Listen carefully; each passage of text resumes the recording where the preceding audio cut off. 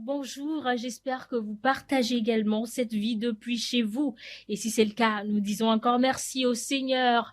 Ce jour, sur le plateau de votre émission Bienvenue à l'hôte, les sœurs de la congrégation missionnaire des servantes du Saint-Esprit nous honorent de leur sympathique présence. Pourquoi sont-elles là et quel est le message qu'elles veulent passer à travers nos ondes? On en parle dans quelques instants.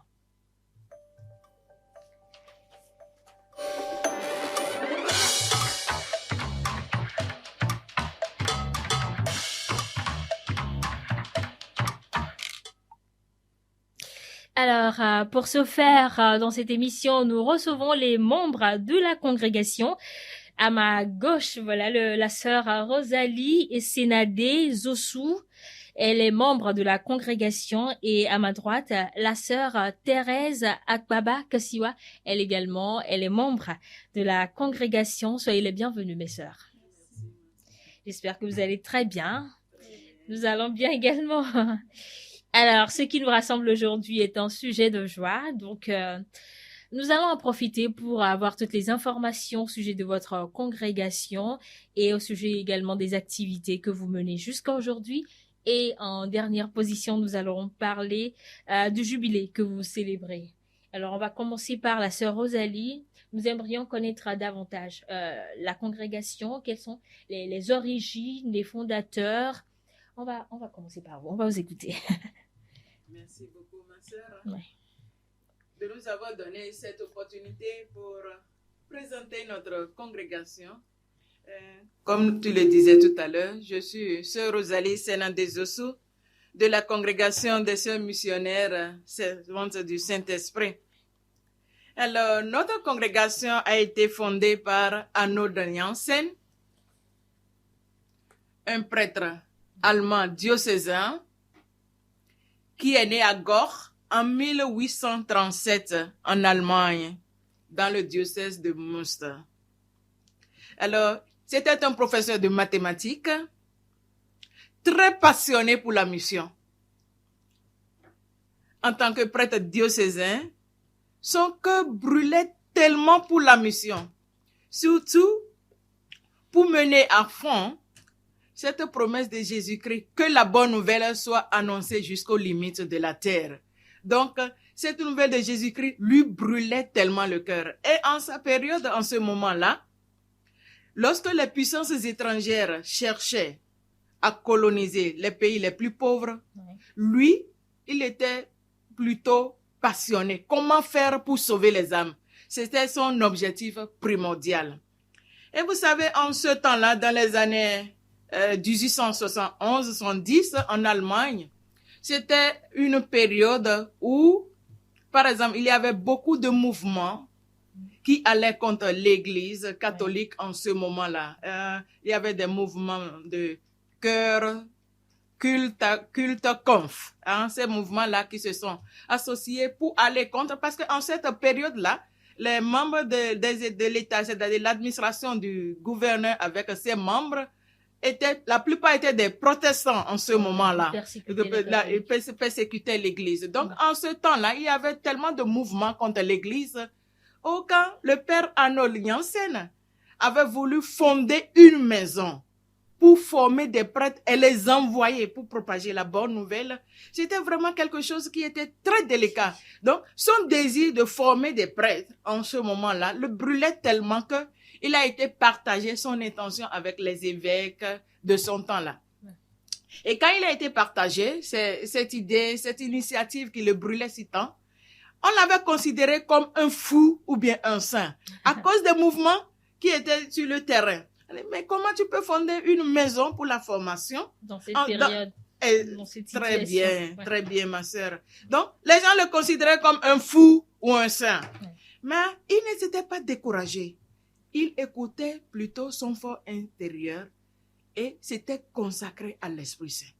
Que l'Esprit Saint lui montre le chemin. Donc, c'est dans ce mouvement-là, le désir, il ne l'avait pas abandonné malgré tout ce que toute la situation du terrain en ce moment. Alors, pour y répondre à son aspiration et ce que son fort intérieur, ce qu'il sentait de l'appel du Seigneur, comme j'ai dit tout à l'heure, c'est un Allemand. Donc, pour continuer cette mission-là, il a quitté l'Allemagne, il a juste traversé la frontière pour venir à Nederlande, aux Pays-Bas, à Steyl précisément, pour acheter une toute petite maison avec l'aide des bienfaiteurs pour commencer cette autre mission. Alors, donc, avec son cœur qui brûlait si tant, très passionné pour la mission, donc il a commencé d'abord avec nos frères de la Société du Verbe divin. Donc, en 1875, il a effectivement débuté et il a fondé la Société du Verbe divin, ceux-là que nous appelons SVD, qui sont présentement au Togo avec nous. Donc, porteurs de la bonne nouvelle, aller jusqu'aux limites du monde. Donc, la terre, c'est leur église. En fait, propagée dans tout le monde entier. Donc ça, c'est la première congrégation qui a été fondée par le père Arnold. Et vous voyez, quand il a envoyé les premiers pères en mission, ils ont constaté que sur le terrain, il fallait la présence féminine. Parce qu'il y a certaines choses que les hommes ne peuvent pas évidemment le faire. La place de la femme doit être là, est très importante. Donc, au retour de la mission, quand les autres qu'il a envoyés en mission étaient revenus, donc ils ont fait ce partage avec le fondateur. Vraiment, il fallait la présence des femmes.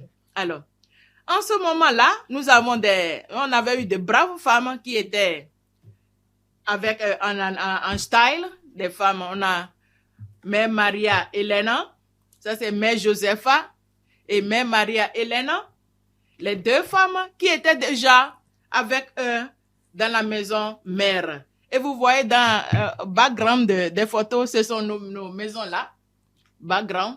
Et c'est les deux braves femmes qui étaient déjà avec le père Arnold, qui travaillaient dans la maison mère en ce moment. Donc, elles sont les pionniers de la congrégation.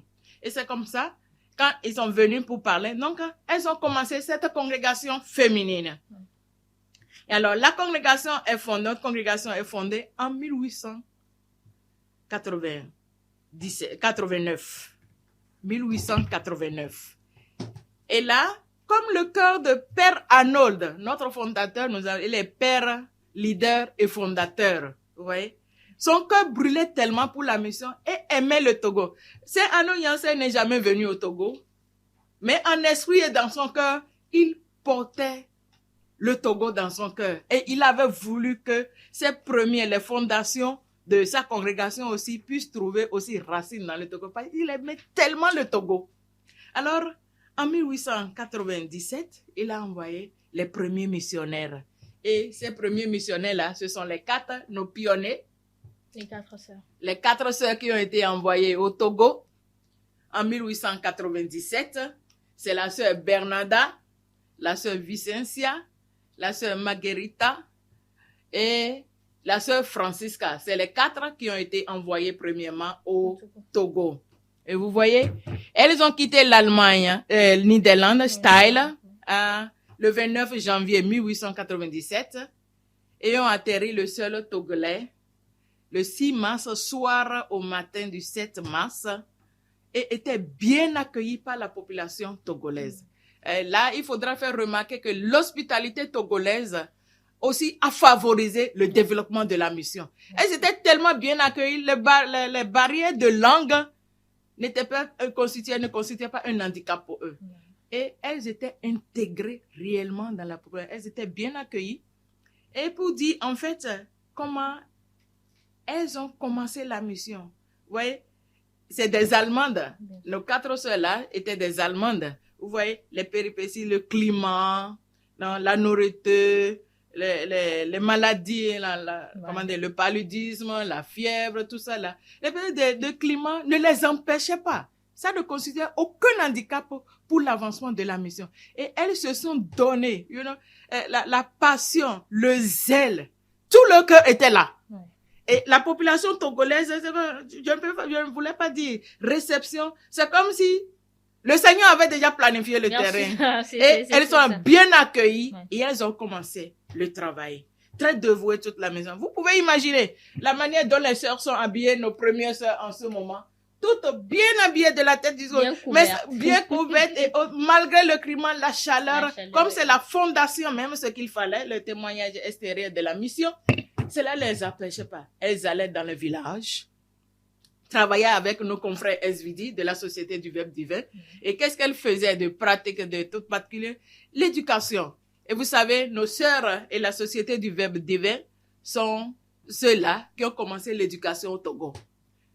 Si le ministère de l'Éducation serait là, ce serait très bon pour reconnaître pour ces pionniers qui ont constaté que pour vraiment adhérer à l'évangélisation, pour comprendre la parole de Dieu, il faut l'éducation. Bien sûr, il faut savoir Donc, lire. vous voyez, non? Donc, ce sont elles qui ont commencé l'éducation ici au Togo. Et vous voyez, et à part ça, elles allaient dans les villages, il y a la pastorale, la catéchèse, la santé, les cases de santé, et tout ce qui concerne la femme, surtout pour les préparer. Et vous savez, dans notre culture, le mariage est très important en ce moment. Préparer les filles pour adhérer à ce grand sacrement de mariage-là. Donc, il y avait la formation des jeunes filles, que nous appelons comme l'enseignement ménager. C'est même pas qu'elles venaient et elles partaient. Elles restaient avec les sœurs. Elles vivaient avec nos sœurs sur le terrain, partageaient. Donc, les sœurs les éduquaient, les formaient pour cette vie future-là, et pour qu'elles puissent devenir quelque chose pour elles-mêmes, vous voyez. Et à part ça, en cas de danger de mort, puisque les sœurs allaient très loin, là où les pères, puisque le travail était partagé avec les pères, nos confrères, la Société du Verbe Divin, et elles aussi, elles ont leur poste. Et vous pouvez imaginer en ce temps-là, avec la brousse tout autour, ne créaient rien des animaux et tout ça là, mais elles plongeaient, puisque les villages, les gens vivaient très loin, derrière la brousse et autres, mais elles n'avaient pas eu peur. Quand le Saint-Esprit te fortifie, tu n'as peur de rien. Vous voyez, non? Non, l'Esprit Saint faisait vraiment son œuvre. Donc, elles allaient dans les villages, être plus proches avec les gens, celles qui sont en couche, les femmes accouchaient et tout ça là. Très bien. Et ceux qui étaient en danger de mort, les sœurs les baptisaient. Ouais. Et au retour, elles faisaient le compte à leurs confrères, les SVD. Ouais. Donc, c'était un travail de pionnier bien fait. Et même les gens amenaient même leurs propres filles de très loin. Parce qu'elles ont constaté que vraiment cette éducation de la jeune fille était très importante. Et elles vivaient avec les sœurs. Vous voyez, un peu plus. Donc, en ce moment-là, avec les communautés, comme elles étaient arrivées, nous avons notre première communauté à Lomé-Plage. Là où actuellement nos sœurs de la congrégation locale NDE, Notre-Dame de l'Église, notre première maison, c'était cette maison-là. OK? Et elles ont continué quand les sœurs, après la guerre, sont parties, c'était ça. Donc, ça, c'est notre première maison. Nous avons eu d'autres maisons à Goué, à Ného. À Goué, c'est au Bénin. Où, quand on traverse la frontière, il a conduit. Donc, leurs maisons, elles étaient aussi là. À Ného, nous avons la cathédrale. Nos confrères SVD étaient restés là. Aussi, à Palimé, nous avions aussi une maison là. Et nos confrères SVD. Et à Takpamé aussi, elles étaient restées aussi là. Et à Kpando, dans le Togo britannique, elles étaient restées là. Et vous voyez, de 4 sœurs, très vite, on avait plusieurs communautés. Donc, les sœurs étaient environ une cinquantaine, soixantaine avant le déclenchement de la Première Guerre mondiale. Et vous pouvez imaginer comment le travail, donc, s'est fait vite fructifier et le père Arnaud, zélé, passionné pour la mission, ne cessait d'envoyer des sœurs. Et là, il faudrait noter en passage que nous avons 9 de nos sœurs qui sont enterrées sur le sol togolais. Nous avons une tombe, la sœur Bernarda à Goué, à Ného, où elle a été enterrée, elle a succombé 3 mois plus tard à cause du paludisme et elle a été enterrée à Goué même avec la communauté là-bas. C'est présentement sur la paroisse Sacré-Cœur à Goué. La tombe est encore là aujourd'hui et d'ailleurs nous étions partis là-bas la dernière fois pour une messe d'action de grâce pour la vie donnée pour la mission. Et avec les gens de là-bas, il y avait eu un peu de fête avec eux. Et à Ného, nous avons d'autres sœurs qui sont enterrées ici. Et nous avons une autre tombe à Palimé, la sœur Amadea. À Lomé-Plage comme à Ného, nous avons d'autres sœurs. Et vous voyez, elles ont semé de leur vie pour la mission. Donc, comme vous le voyez un peu, la communauté agrandissait. Hein? La joie de continuer. Seul Jésus comptait. Seule la mission comptait. Sinon, avoir tout ce qui se passe, la maladie, le climat, le repas, vous voyez, non? Elle pouvait dire non, au Père à notre, vraiment, nous ne pouvons pas. Il faudrait que nous repartions. Non, mais ce qui était très important, tenu bon jusqu'au bout. Et cette belle œuvre, commencée par nos sœurs, malheureusement, devait s'estomper à cause du déclenchement de la guerre. Et vous voyez, comme elles étaient toutes des Allemandes, elles étaient parties comme prisonnières de guerre et quittées. Et vous pouvez imaginer dans quel contexte. Et elles étaient plus d'une cinquantaine. Le fait que le Togo, c'est déjà leur maison. Leur pays, leur maison, où elles se sentaient vraiment à la maison avec le peuple togolais, la population en ce moment. Mais c'était avec un cœur aigri, et comme c'est des choses politiques, elles devaient s'y soumettre et partir. Elles ne sont pas parties ensemble, mais par petits groupes, selon l'ordre du gouverneur anglais en ce moment-là, qu'elles devaient repartir. Mais comme c'est Arnaud Nyansen, notre fondateur, je vous ai dit, au début, on a dit, soit il est un fou, ou bien il est un saint. Mais son cœur a toujours brûlé pour le Togo. Son cœur avait toujours brûlé pour le Togo avec les prières et autres. La guerre, comme on le dit, rien ne peut nous séparer de l'amour du Christ. Rien. Ni la guerre, les péripéties. Le Seigneur fait toujours son cours avec son peuple. Donc, quand ils sont partis, c'est même pas que l'évangélisation s'était interrompue. Non. Elles ont eu à former avec nos confrères SVD la population déjà à la foi. Beaucoup de choses, ils avaient préparé le terrain.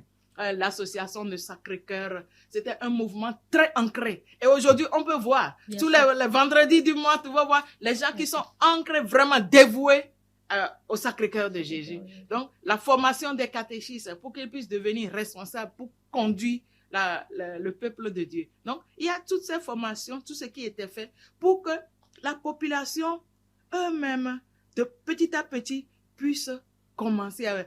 Malgré que les pères ont été déportés, malgré que les sœurs sont parties, la foi est restée ancrée dans le cœur de tous les Togolais. Et c'est ça qu'il a fallu, elles sont parties. Mais nous y sommes revenus.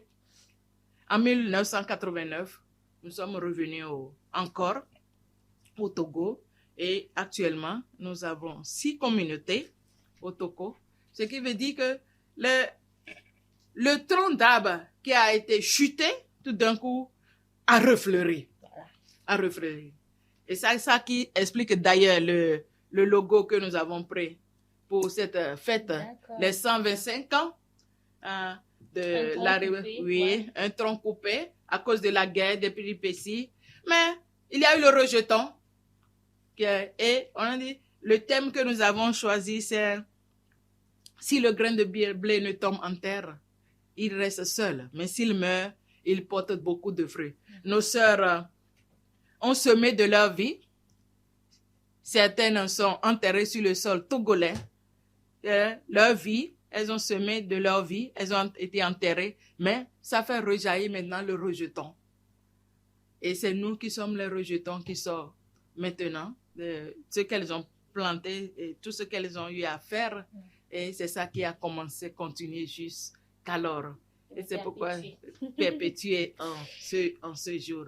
Et actuellement, nous avons 6 communautés, une au Bénin et 5 au Togo. Nous sommes à Lomé, nous sommes à Takpamé, nous sommes à Kpalimé, nous sommes à Bassara, dans le diocèse de Kara, et à Elota, 100 km de Kara. Et nous sommes aussi au Bénin jusqu'à la frontière de Kara et de Djougou. Nous sommes dans le diocèse de Djougou. Vous voyez? Donc, c'est un peu ce que je peux dire. Et là, nous sommes en train de nous préparer pour l'arrivée de nos premières sœurs, les 125 ans. Une très grande célébration pour dire merci à Dieu. Le Seigneur qui fait son cours avec son peuple.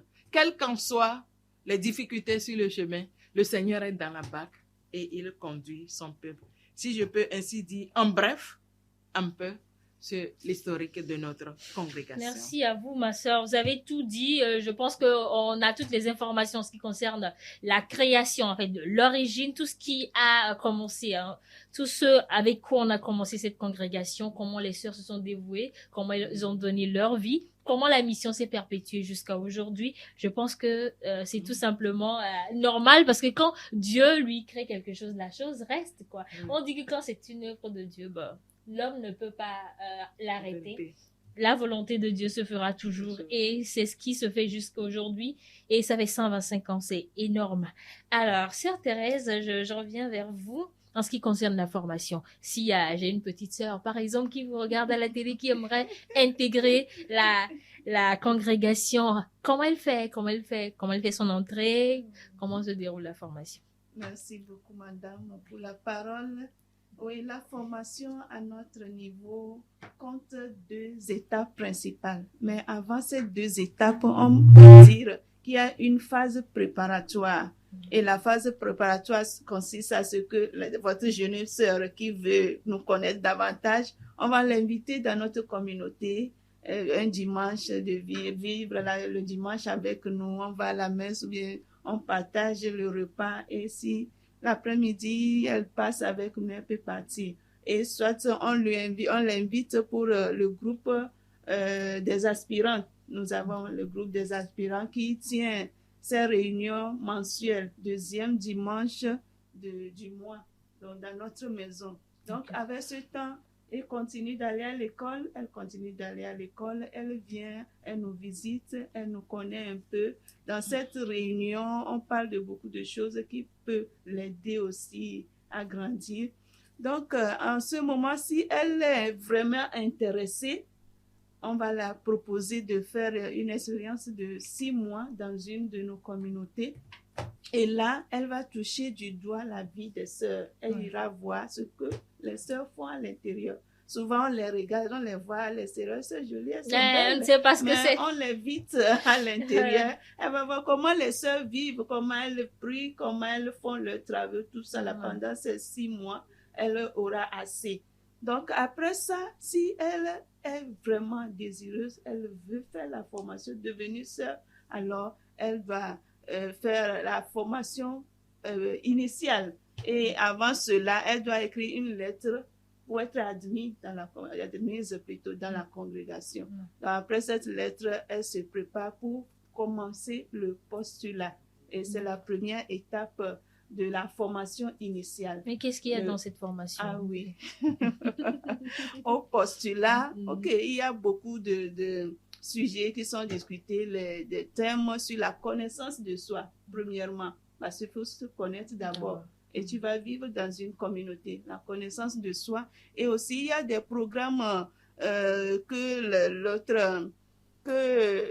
Usumato ou bien les religieuses ont ensemble. On parle de les sessions interpostulantes que la sœur va suivre, mais à l'intérieur aussi, il y aura certains cours sur la connaissance de soi, sur la congrégation, nos fondateurs, nos mères, tout ça. Elle aura ces informations. Mais ce postulat compte de 9 mois à 2 ans et ça dépend de l'évolution de la postulante.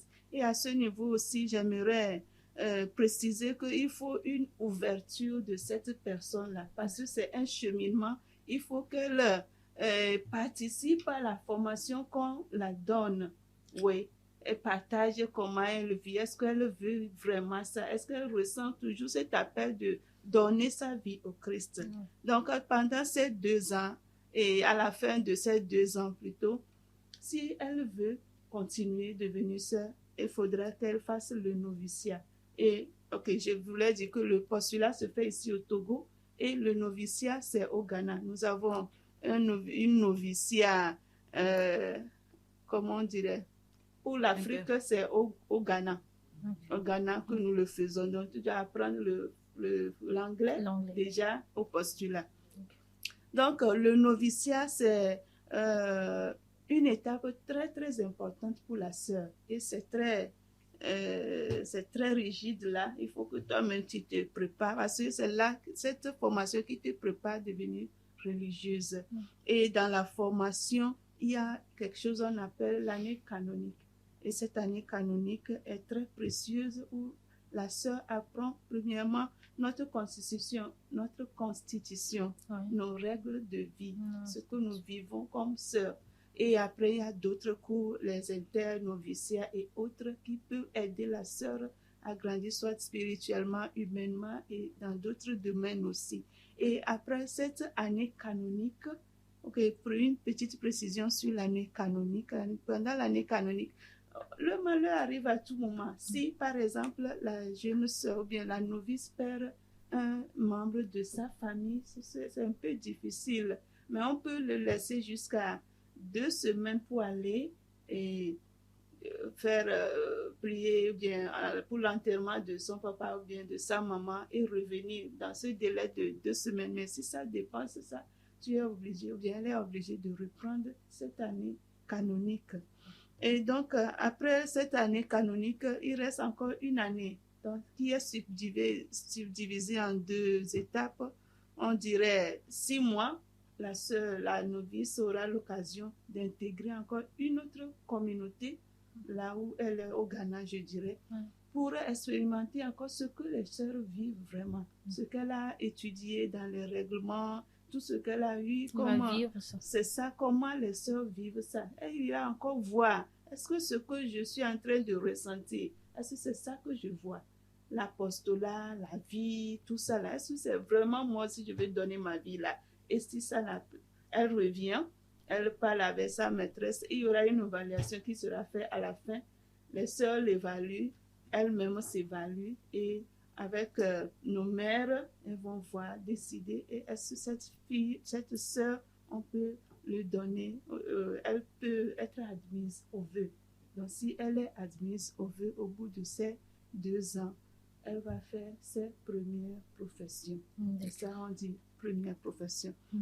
Donc, l'étape initiale, après la première profession, la sœur a encore 6 ans d'expérience à vivre. Maintenant, elle n'est plus novice, elle est sœur. Elle va savoir comment vivre, s'intégrer vraiment dans tout ce qu'elle a appris. Et ça compte 6 ans. Pendant ces 6 ans, elle aura beaucoup de formations humaines, spirituelles, mais aussi la formation professionnelle. Après 2 ans dans une communauté, on la propose de faire une formation. Ça peut venir d'elle-même, ce qu'elle voulait faire, ou bien s'il y a un besoin, les sœurs peuvent demander qu'elle se forme dans ce domaine ou bien dans ce domaine. Et pendant ces 6 ans, il y a quelque chose que nous appelons le renouvellement des vœux. Chaque année, nous renouvelons. Nous avons promis de vivre la chasteté, la pauvreté et l'obéissance. Comment est-ce qu'elle arrive à vivre tout cela? Ce n'est pas qu'il n'y a pas de difficulté, mais elle doit être accompagnée jusqu'à ce qu'elle se dise pendant ces 6 ans, qu'elle soit prête pour dire un oui total au Seigneur. C'est ça qu'on dit les vœux perpétuels. Donc, elle se prépare petit à petit aux vœux perpétuels. Et au moment des vœux perpétuels, ça, c'est le haut niveau qui donne l'ordre parce qu'avec les évaluations qui seront transmises à notre généralat, elles aussi vont étudier est-ce que la sœur est apte à vivre notre vie missionnaire et interculturelle. Nous ne sommes pas que togolaises. On a beaucoup de congrégations. Nous allons revenir sur ça. Donc, est-ce que j'arrive à m'intégrer, j'arrive à vivre vraiment dans cette culture, plusieurs cultures ensemble et je trouve ma joie. Est-ce que je vis? Donc, avec tout ça là, la sœur, si elle est admise, nous avons 9 mois de préparation pour les vœux perpétuels.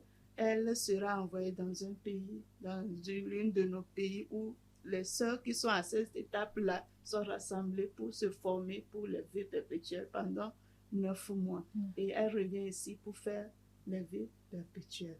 Donc, c'est la phase initiale que je viens de développer. Maintenant, il y a une formation, après les vœux perpétuels, une formation continue. Après des années, tu peux aller te ressourcer, il y a des formations humaines, encore professionnelles, tout ce qu'on a besoin pour continuer la mission. Voilà un peu. D'accord. Pour Alors, ce qui concerne notre formation. oui, tout ce qui concerne votre formation, C'est ça. j'ai vu le processus qu'on doit parcourir. Oui. Et je sais que nous sommes des femmes, nous avons des besoins. Et c'est tout un renoncement de devenir sœur, de faire les vœux et après de faire des vœux perpétuels. C'est-à-dire, est-ce que ça n'a pas été difficile pour une sœur au point où peut-être même après le noviciat, elle décide de ne plus continuer le chemin? Bien sûr, ça arrive parce que ce n'est pas facile. Et c'est pourquoi on dit que c'est une vocation. Si tu es appelé, le Seigneur donne la grâce. Mais si tu es appelé, ou bien tu n'es... Ok, pas avec l'accompagnement, toi-même tu peux découvrir que, oh, cette vie-là, je ne peux pas. Le Seigneur ne nous accuse pas. Il nous donne toujours la chance de continuer là où nous voulons. Il ne va pas nous juger. Et les sœurs ne nous jugent pas non plus. On peut continuer, on peut l'orienter autrement. Et même, on peut faire cette formation jusqu'à 6 ans. Et après tout, je me sens que je ne suis pas à ma place. Je suis libre de dire, je ne suis pas à ma place. Aidez-moi, je vais m'insérer dans la société. Et c'est tout. D'accord. Alors, j'ai une autre question curieuse. Oui. Supposons que je n'ai pas détecté rapidement ou plutôt ma vocation pour être sœur et que je me suis engagée dans ce sacrement du mariage et que, bon, après peut-être 2-3 ans, je décide de me consacrer et de devenir sœur. Est-ce que votre congrégation reçoit ces genres de personnes? En tout cas, quand vous êtes déjà engagé, ça c'est... Non, c'est-à-dire je décide de tout abandonner. Tout Oui, abandonner. de tout Alors abandonner. que vous avez des enfants. Non, peut-être pas des enfants. Des enfants. Mais j'ai été mariée et je décide de tout abandonner pour consacrer ma vie. Votre mari aussi est d'accord sur votre... En tout cas, j'aimerais savoir. D'accord, mais on parle de vocation tardive, mais c'est des cas à étudier. Il faut vraiment accompagner la personne pour comprendre vraiment ce qu'elle veut. Et c'est aussi difficile parce que pour chez nous, il y a un délai, ou bien, comment je vais dire ça? Une limite d'âge. On accepte à partir de 18 ans, bien 20 ans, jusqu'à au plus 30 ans. Mais si ça dépasse, parce que la formation n'est pas facile. Oui. Si on est un peu jeune là, on arrive à s'intégrer ou bien à intégrer ce que on nous dit, mais à un âge donné là, c'est un peu difficile. Mais ça peut arriver, qui sait les voies de Dieu. Donc c'est des cas à étudier.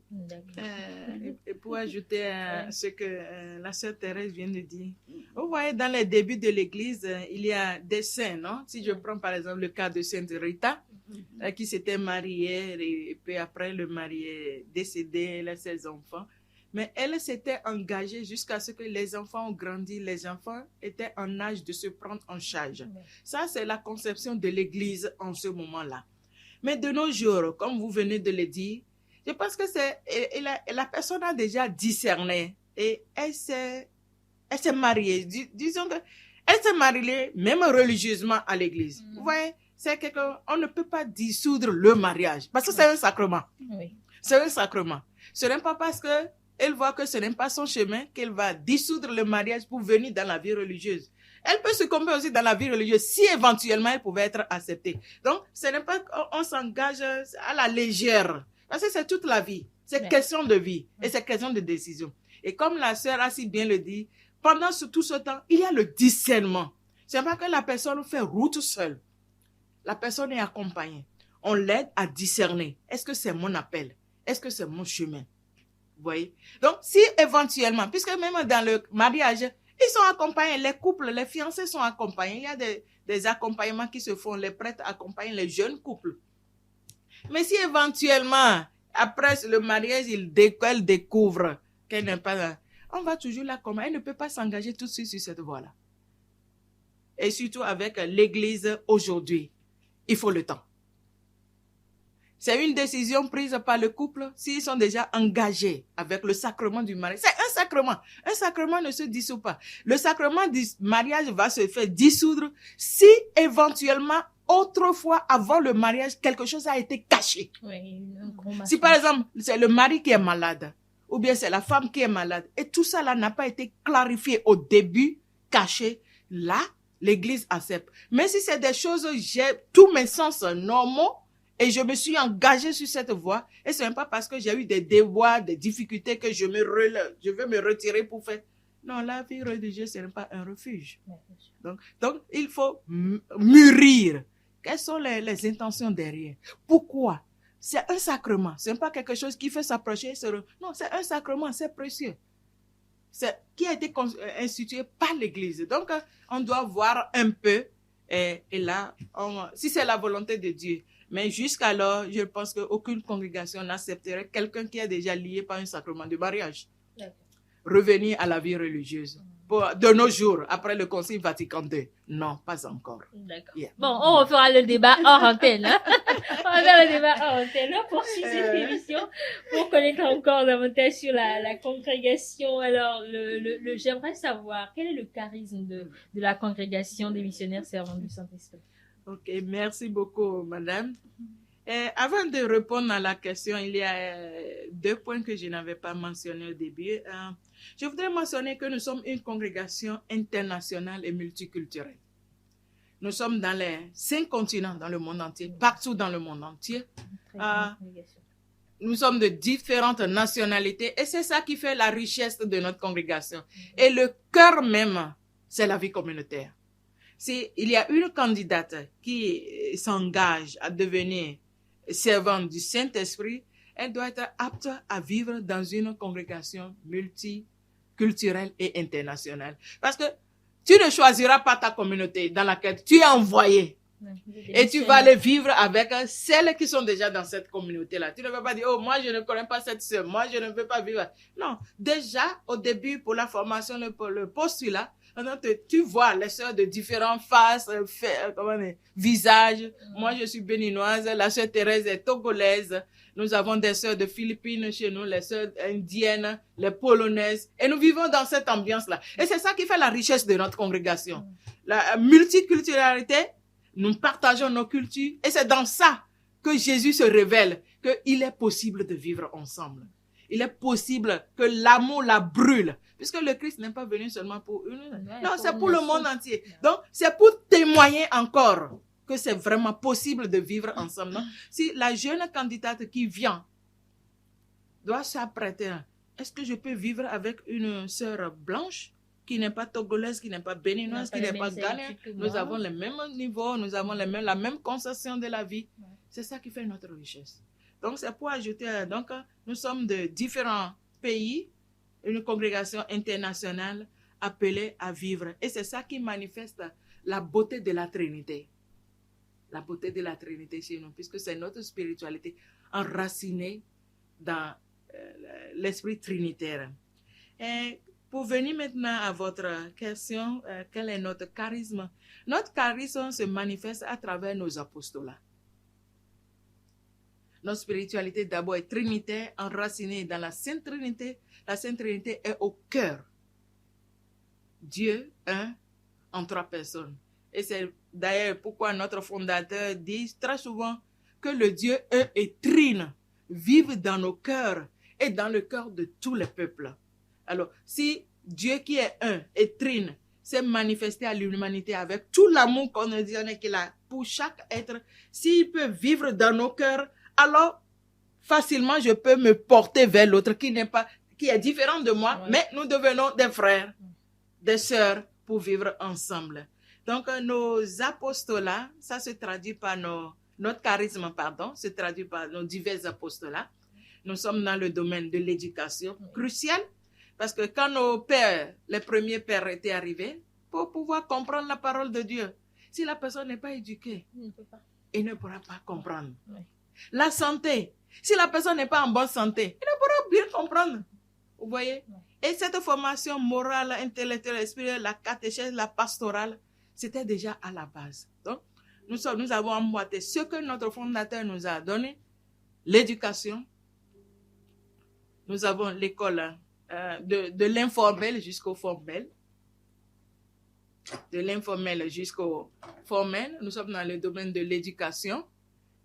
La santé, la pastorale, vous voyez, et les besoins selon les besoins du milieu, et les aspects sociaux aussi de la communauté. Donc, c'est les grandes parties dans lesquelles nous œuvrons au Togo ici. Dans certains pays, nous avons, pour l'éducation par exemple, nous avons de l'école primaire jusqu'à l'université. Nous avons des sœurs qui sont des docteurs, qui sont dans la chirurgie, dans le domaine de la santé, les centres sociaux, dans le domaine social, nos sœurs aussi qui travaillent dans cet apostolat-là. Et il faudra aussi préciser, selon les besoins du milieu. Notre fondateur a toujours dit, vous êtes envoyés. Okay. Quand un évêque vous invite à venir travailler dans son diocèse, dans son pays, peut-être lui, il a un besoin particulier. Et il expose les besoins. Mes sœurs, j'aimerais que vous travailliez dans tel domaine pour moi. Nous sommes prêtes. Nos fondateurs avaient bien sûr, selon les besoins du milieu. Peut-être un jour, l'éducation ne serait plus valable. Ou bien la santé, le besoin du champ humain. L'évangélisation n'a pas de limite. Donc, nous serons capables de répondre au fur et à mesure selon les besoins du temps et du milieu. Donc, c'est un peu brièvement ce que je peux parler du charisme et de la spiritualité de notre congrégation. J'aimerais ajouter quelque chose. Quand la sœur parlait de la spiritualité, je disais d'où lui venait cette spiritualité, de vivre dans cette relation avec le Père, le Fils et le Saint-Esprit. Cela lui venait de sa maison, de sa famille. Parce que depuis la famille, Arnaud a appris à prier. Ses parents lui ont appris à prier, à aimer la parole de Dieu. C'est pourquoi la première fondation qu'il a eu à faire, il lui a donné les SVD, la Société du Verbe divin, parce qu'il a bu à cette source-là. Je voulais dire à nos parents, à nos téléspectateurs que la formation spirituelle, l'amour de Dieu, l'amour de la parole de Dieu que nous mettons dans le cœur de nos enfants, ils vont grandir avec ça. On ne peut pas laisser l'enfant grandir, être adulte avant de faire son choix. Donc, prenons soin de nos enfants, faisons-les aimer la parole de Dieu, lisons la parole de Dieu à la maison, partageons, prions et nous verrons ce que Dieu fera avec nos enfants. Donc, je jette des fleurs à mes parents, à mes tuteurs, à nos parents, tous ceux qui prient et qui enseignent la parole de Dieu à leurs enfants. Je leur jette des fleurs et que le Seigneur les bénisse. Et ceux qui n'ont pas encore commencé, ce n'est pas encore tard. Ouais. Merci. Merci beaucoup à vous, ma sœur. C'est très important ce que vous dites. Oui, c'est très important parce que on ne peut pas mettre au monde un enfant et le laisser choisir. Il faut quand même l'accompagner jusqu'à l'âge majeur et bon, en ce temps, on pourra dire qu'il pourra faire. Mais moi, je suis sûre que si vous lui inculquez quelque chose dès le bas âge, il va forcément grandir avec. Oui, c'est vrai. Et vous savez, Fada Arnaud, son texte préféré, l'évangile de Saint Jean, le prologue. Au commencement était le Verbe. Et le Verbe était avec Dieu. Vous voyez? Et c'est ça qui est nos confrères, la Société du Verbe divin. Ils sont fondés dans ça pour porter la bonne nouvelle. Et je pense que ça serait vraiment bon si c'est commencé par... C'est comme l'héritage qu'il a reçu en famille, il nous a légué et c'est continué. D'accord.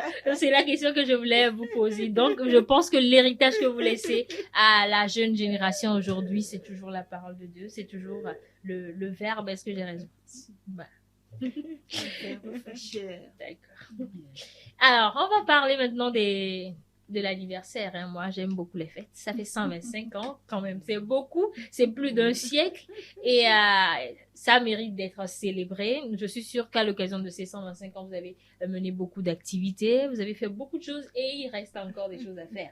Donc, nous aimerions en savoir plus sur les activités que vous avez déjà fait et ce qui reste à faire. Si on pourra être invité éventuellement. Of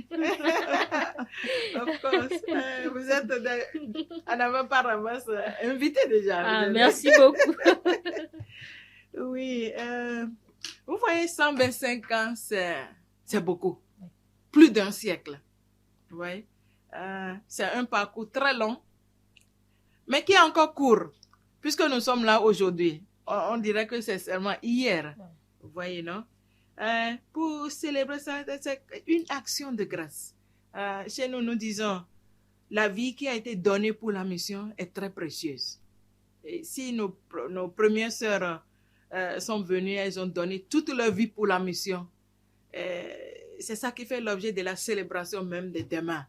Elles ont tout quitté, elles sont parties dans l'inconnu. Regardez, Style, en Europe là-bas, et l'Afrique, le Togo, nous sommes dans ce petit coin du monde. Elles sont données. Donc, pour célébrer, commémorer, c'était tout un programme envisagé par la congrégation. D'abord, nous avons commencé avec des retraites. Retraite spirituelle qui a permis à toutes nos sœurs dans la région, Togo-Bénin, de nous ressourcer, de repartir vers la source.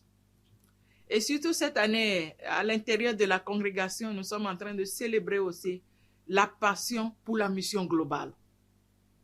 Comment est-ce que je peux raviver le zèle missionnaire en moi? Qu'est-ce qui a ravivé, qu'est-ce qui a brûlé nos premières sœurs à continuer la mission sans faille, sans fatigue? Elles se sont données entièrement. Donc, ces 2 retraites nous ont permis de nous relancer dans leurs pas pour que la mission ne s'arrête pas. Comme, vous savez, Monseigneur Nicodème Manani Bariga, si je peux le codifier, elle dit, chacun fait sa part. Oui. Vous voyez? Et je pense que ça tombe bien pour nous en cette période-là. Nos sœurs ont fait leur part. Elles se sont données pour la mission. La mission ne s'était pas arrêtée. Donc, c'est aussi pour nous de participer, de donner le meilleur de nous-mêmes pour que la mission puisse continuer, que d'autres reviennent. Donc, c'est avec ça, donc, nous avons eu la retraite spirituelle. En dedans, on a eu des recollections. Nous avons eu des neuvaines préparatoires. Et maintenant, nous sommes en train de faire le tridome pour rentrer dans la fête. Toutes les communautés, les 6 communautés ont eu à faire ce parcours. Et nous avons eu le pèlerinage sur les sites où nos sœurs sont restées. Nous étions à Agoué, au Bénin, la tombe de notre sœur. On a eu une messe d'action de grâce avec le peuple chrétien, le peuple de Dieu là-bas, le dimanche surpassé. Et c'était dans une ambiance de gaieté où il y avait 28 néophytes ce jour-là. On dirait que le Seigneur ne fait rien au hasard.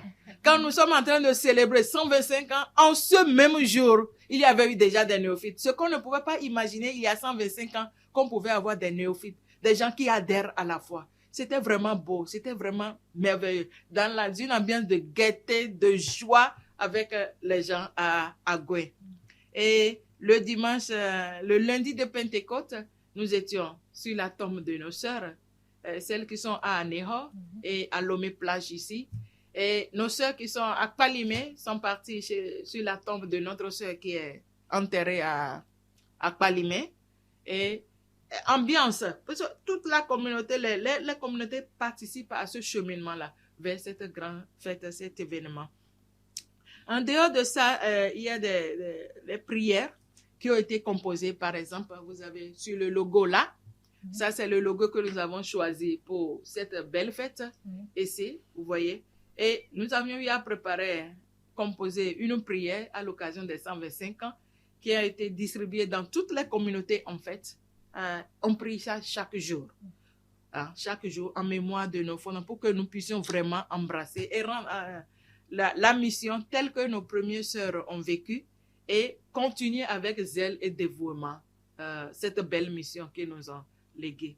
Donc, c'est un peu brièvement les activités qui ont été menées et autres. Et demain, qu'est-ce qui vous attend? Tomorrow. Tomorrow it will be the big feast. Tomorrow will be the great feast. You know? Comme on a dit que c'est un jubilé, ce n'est pas seulement ponctuel. Nous avons commencé depuis l'année passée. C'est élaboré sur toute l'année. Demain, c'est le grand jour, n'est-ce pas, Sœur Thérèse? Oui, c'est le grand jour. La première chose, c'est la célébration eucharistique.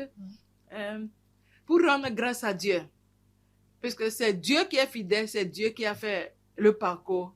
Lui dit merci pour avoir choisi les humbles servantes que nous sommes pour nous adhérer à sa mission.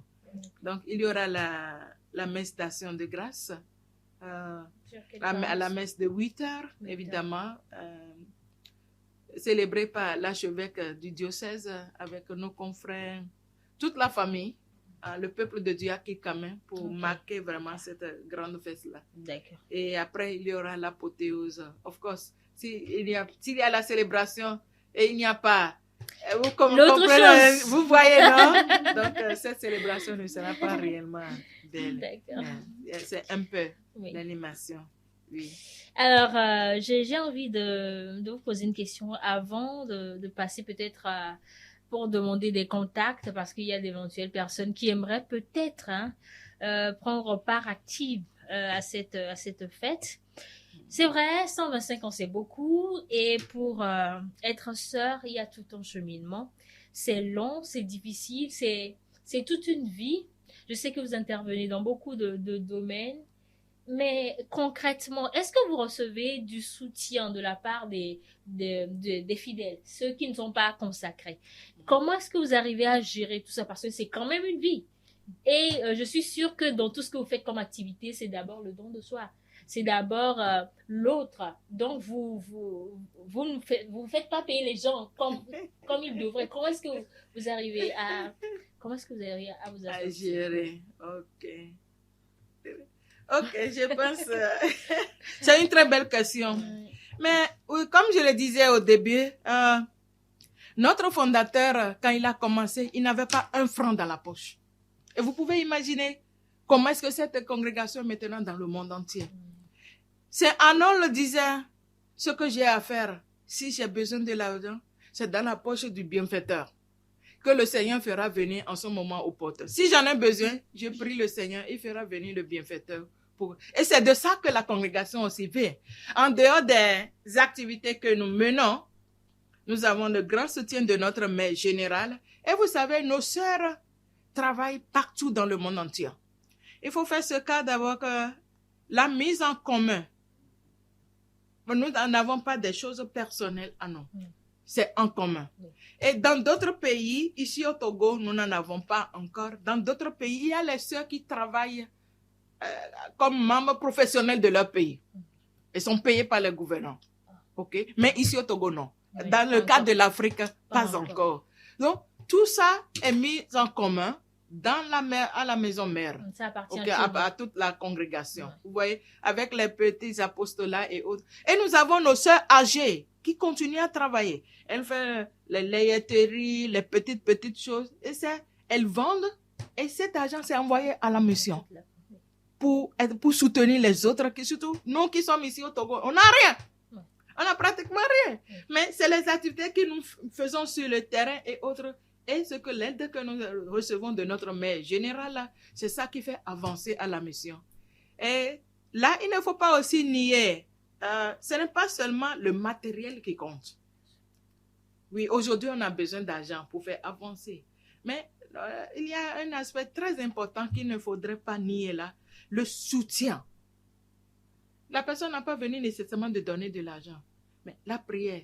Nos paroissiens, nous avons une troisième branche de nous qui est les associations, les amis de la SSPS. Voilà. Nous en avons sur la paroisse. C'est des laïcs qui partagent notre spiritualité, notre charisme avec nous, qui sont aussi les membres de la famille qui travaillent sur le terrain. Ouais. Cette participation-là et là, ça fait bouger la congrégation.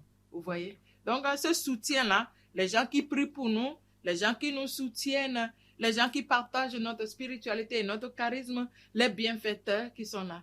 Et, of course, le maître de la moisson, c'est Jésus-Christ lui-même. Et il trouve les voies et moyens. C'est lui qui pourvoit et il est dans la barque. Et c'est lui qui nous conduit. Pour dire que, par exemple, ici au Togo, nous n'avons pas des gens qui donnent l'argent comme ça et autres. Mais le Seigneur fait avancer. Nous avons notre congrégation, au moins jusqu'alors, qui est capable de soutenir toutes les communautés dans le monde entier. Et en passage là, je peux ajouter, nous sommes dans 51 pays dans le monde entier. Tout récemment, 2 a été enlevé, les îles Fidji et le Soudan. On a fermé ces 2 communautés-là. Et vous pouvez imaginer, tout le monde entier, dans tous les 50 ans, nous sommes.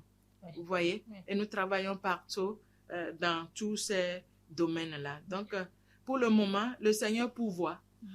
avec Vraiment. l'aide et l'Esprit Saint fait son œuvre. D'accord. Bien Merci au sûr. Seigneur et merci à tous ceux qui vont rejoindre la communauté des bienfaiteurs, la communauté des amis, la communauté des, je ne sais pas, ceux qui partagent la foi des sœurs. Bienvenue, hein. Moi, je suis déjà dedans. Alors, ma sœur, demain, j'aimerais avoir des personnes qui viendront avec beaucoup de cadeaux. Donc, s'ils viennent, qui contacter? J'aimerais avoir Toute des la numéros. maison est ouverte. Oui, qui contacter. Oui. Donc, je vais donner l'adresse de notre régionale, Oui. sœur Damiana, son numéro 90 16 30 49. D'accord. Et une des conseillères, sœur Adona, 99 94 39 99.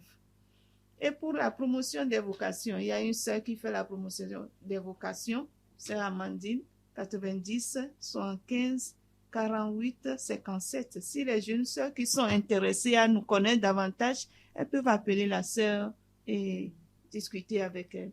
D'accord. Merci. Je rappelle les Sœur numéros. Francisca. Ah, ok. Je rappelle les numéros, le 90 16 30 49 et le 99 94 39 99 pour avoir toutes les informations que vous voulez. Si vous voulez devenir sœur, vous êtes intéressé par la vie religieuse, contactez le 90 75 48 57.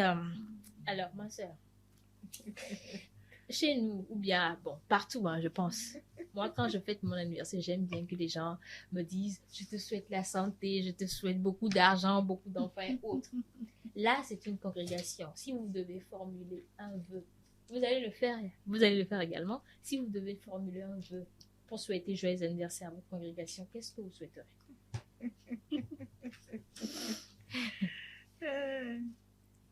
Non, mais ok. Mon vœu pour notre congrégation, c'est que le Seigneur rallume en nous la flamme, ou bien cette passion pour la mission. La passion pour la mission. Si nous sommes passionnés, des passionnés de Dieu, on dirait des fous et des folles de Dieu, alors rien ne nous sera incapable. Nous irons plus loin dans le témoignage de vie, témoignage de l'amour du Christ. Cette parole qui nous est arrivée ici, dans notre pays, le Togo, par nos premiers missionnaires. Que le Seigneur rallume cette flamme en nous et dans les fidèles aussi, parce que la foi se partage, que beaucoup de vocations naissent et qu'il y a beaucoup de vocations pour la vie religieuse, pour la vie de couple aussi, des mariages, sur mariage, que nous grandissons dans la foi. Merci beaucoup. Oui, ma sœur, avant de formuler votre vœu, parlez-nous un peu de ce que vous léguez à la jeune génération comme héritage, parce qu'on aime ça en Afrique. Hein. Merci beaucoup, madame. Oui, l'héritage, c'est quelque chose qui est très précieux, surtout pour nous en Afrique. Quand nous sommes au niveau de congrégation, puisque nous voulons célébrer les 125 ans, ce que je peux dire, l'héritage est grand. L'héritage est grand. On a dit les sœurs sont venues, ils ont travaillé. Ce n'est pas nous seuls. Aujourd'hui, nous sommes les 3 congrégations fondées par Hanoi Yansen sont présentes au Togo. Vous pouvez imaginer. Hanoi Yansen, c'est un saint qui prie pour le Togo. Un saint qui a aimé le Togo. Quand bien même, lui-même ne s'est pas déplacé en personne pour venir au Togo, mais il a travaillé, il a aimé ce pays, il s'est donné. Et le fait de se donner, c'est à travers les 3 congrégations. Comme je le disais au début, nous avons la Société du Verbe divin, qui sont ici les SVD. Nous avons, nous, les sœurs SSPS, Sœurs missionnaires servantes du Saint-Esprit, nous sommes là.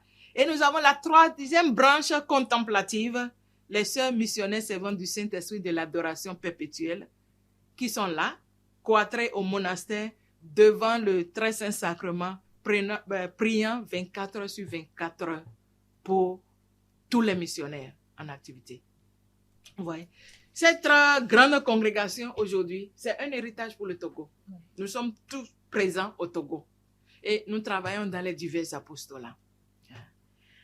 Autre héritage dont je peux parler, vous voyez, quand nos premiers pères, SVD comme nos sœurs sont arrivés, la cathédrale Sacré-Cœur de Lomé, ça a été construit par nos pères SVD quand ils sont arrivés en 1892.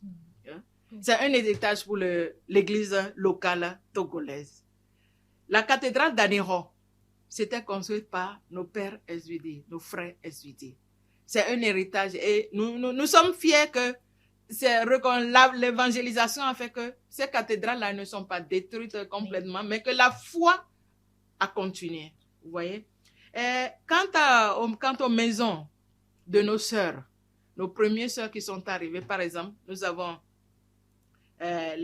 Lomé-Plage, l'école là où résident nos sœurs NDE, Notre-Dame de l'Église aujourd'hui. La maison et l'école, c'était par nos premières sœurs. Et nous sommes très fiers qu'il y a une congrégation locale qui a pris la relève. Ça veut dire que l'évangélisation a continué, vous voyez, non? À Néron, nous avons aussi des maisons là-bas. À Palimé, nous avons aussi une maison. Maintenant, les sœurs ont transformé en jardin d'enfants. Le collège Notre-Dame de la Trinité, les sœurs Notre-Dame de la Trinité, le collège de l'Afrique, à Palimé là-bas. À Takpamé, pardon, à Takpamé encore. Nous avons aussi des sites. Et tout ça là, c'est pour l'église locale. Nous avons l'école professionnelle, là où nous appelons communément Brada Romain. C'était la plus grande maison où nos pères SVD, les frères SVD, étaient restés pour la formation. Nous avons la menuiserie, la soudure, la coiffure. Quand ils sont arrivés, quand les sœurs travaillaient avec les jeunes filles, les pères aussi travaillaient dans le domaine dans l'éducation. Les jeunes garçons, tout ça là, étaient formés. Le nom est resté, Brada Romain. La majorité de ceux qui étaient avec nos frères, nous avons nos frères aussi SVD. Ce ne sont pas seulement des prêtres, mais aussi des frères. Et tous, ils vivaient en communauté. Vous voyez? Et c'est ça maintenant qui est devenu l'école professionnelle de la foi, propagation de la foi. Donc cette maison est encore utilisée dans la continuation de la propagation de la foi. Vous voyez? Et au niveau des fidèles, vous voyez, la formation des catéchistes, ça qu'on a nos frères SVD continue comme nous-mêmes, nos sœurs dans les villages qui ont fait la théologie, la pastorale, qui ont eu le doctorat, continuent cette formation, surtout dans les zones villageoises où l'église n'est pas encore développée. Vous voyez, cette formation locale qui s'y tient. Peut-être vous serez étonné un peu, vous voyez, l'association du Sacré-Cœur. Notre fondateur est vraiment un dévot du Sacré-Cœur. Et quand nos premiers pères, SVD, SSPS, sont arrivés, ils ont légué cet héritage-là. Ce qui fait que la dévotion du Sacré-Cœur, c'est vraiment bien ancré avec nos gens. Et vous voyez le Djipomon, ouais, le cantique là, de chant que nous utilisons actuellement à l'église, c'était par nos pères SVD. Et c'est la même chose que nous utilisons en Allemagne, en Niderlande. Ouais. Et le titre est Djipomon, le chemin du ciel. Ouais. Donc c'est la même mélodie allemande et tout ça là, c'est dans ce cantique-là. Nous voyons que vraiment c'est l'héritage énorme que la congrégation a légué à l'église locale, que nous apprécions beaucoup parce qu'il n'y a pas eu de rupture quelque part. Ça continue. Et notre souhait, c'est que tout ceci puisse continuer pour que l'évangélisation puisse aller encore plus en profondeur. Ce n'est pas seulement la famille SSPS qui va célébrer demain. Je veux dire que c'est l'église locale. Bien sûr. Puisqu'ils étaient les premiers missionnaires. Oui. Donc, c'est la fête de l'église, en fait, pour être ensemble avec nos frères. Parce que les sœurs étaient bien accueillies. Ça, je tiens à vraiment souligner. L'hospitalité qui était réservée aux sœurs, non? Donc, c'est avec le peuple que nous allons célébrer l'arrivée de ces premières sœurs braves, toutes données pour la mission. Et là, en cette année où nous célébrons la passion pour la mission globale, nous demandons au Seigneur que lui-même nous enflamme encore plus davantage pour que ce qu'elles ont commencé, que cela puisse être continué et même après, non? Pour que l'Église, vraiment ce que Jésus veut que devienne cette Église selon son cœur, puisse être réalisée. Et là, nous profitons pour dire aux jeunes, non? De ne pas douter de cet appel-là. Ouais. Le Seigneur appelle quand il veut, comme il veut, comment il veut. Oui. de ne pas dire, ah, moi, non, non, non. Quand le Seigneur appelle, il soutient jusqu'à la fin. Le Seigneur est toujours fidèle. Et ce n'est pas le soutien qui va leur manquer, mais le Seigneur fait son cours avec l'Esprit Saint qui propulse chaque fois et qui nous soutient. Et je pense que c'est ça, qu'il nous ravive encore de ce zèle missionnaire, surtout la passion pour que la mission puisse continuer. Merci beaucoup à vous, mes sœurs. Merci à vous, chers téléspectateurs. Le rendez-vous est pris pour demain. Hein? Demain, à Clicamé, ici, à la messe de 8h, pour célébrer et prier avec les sœurs, pour que l'œuvre de Dieu, tout l'héritage puisse se perpétuer au Togo et partout en Afrique. Alors, nous sommes pratiquement à la fin. Votre mot de fin, sœur Thérèse. Merci à nos téléspectateurs, merci à vous, madame, et nous prions que demain, nous ayons une belle célébration. Merci. Alors, sœur Rosalie, un mot de la fin. Merci beaucoup pour nous avoir donné cette opportunité. Merci à vous. Et nous disons merci à tous les pères SMA qui nous ont permis aussi d'être ici. Nous demandons seulement la grâce au Seigneur pour que cette célébration puisse être d'abord pour lui rendre grâce et aussi beaucoup de grâce sur l'église locale, sur le peuple togolais.